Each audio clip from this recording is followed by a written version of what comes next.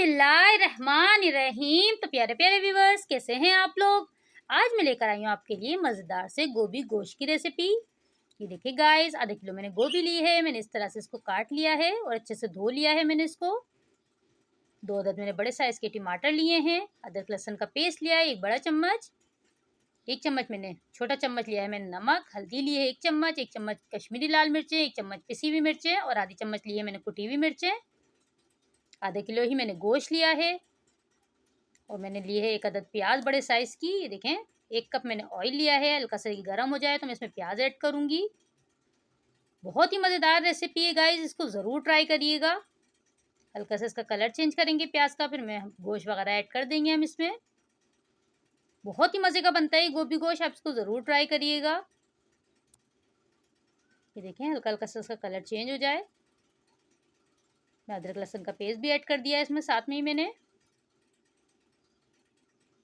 साथ में गोश्त भी ऐड कर दिया है। मसाले भी हम इसमें ऐड कर देंगे। गोश्त का कलर चेंज कर लें पहले हम। 1 मिनट के लिए हम इसको फ्राई करेंगे। बहुत ही झटपट बन जाता है, बहुत मज़े का बनता है गाइस ये। इसको हम इस तरह से फ्राई करके उसमें टमाटर वगैरह भी ऐड कर देंगे। ये देखें गाइस, मैंने टमाटर और जो हमने मसाले निकाल के रखे थे उसमें ऐड कर दिया। अच्छे से हम करेंगे इसकी भुनाई। थोड़ी सी देर हम इसको भूनेंगे, फिर हम इसको गोश्त गल जाने तक के लिए तकरीबन 20 मिनट के लिए हम इसको पकाएंगे। हमें गोश्त को अधगला करना है पहले, फिर हम इसमें गोभी ऐड करेंगे।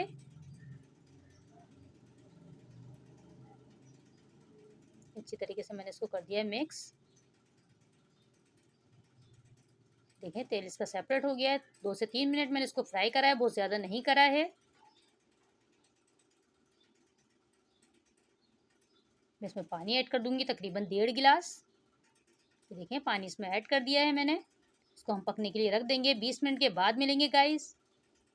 ढक के रख दिया है मैंने इसको तकरीबन 20 मिनट के लिए। देखें, 20 मिनट हो चुके हैं। गोश्त हमारा अधगला हो गया है। पूरा हमें नहीं गलाना है गोश्त को, क्योंकि गोभी के साथ भी पकेगा ये। देखें, थोड़ा सा अधगला हो गया गोश्त हमारा। मैं इसमें गोभी भी ऐड कर दूंगी। फिर तकरीबन 15 से 20 मिनट हम इसको और पकाएंगे।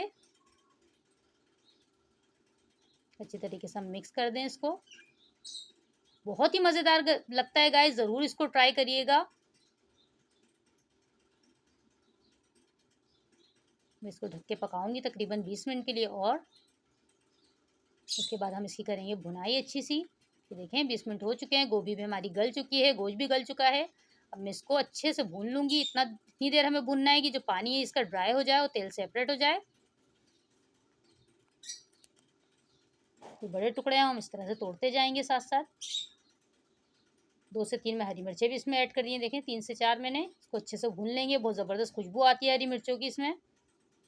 देखें, तेल भी इसका सेपरेट होना शुरू हो गया है।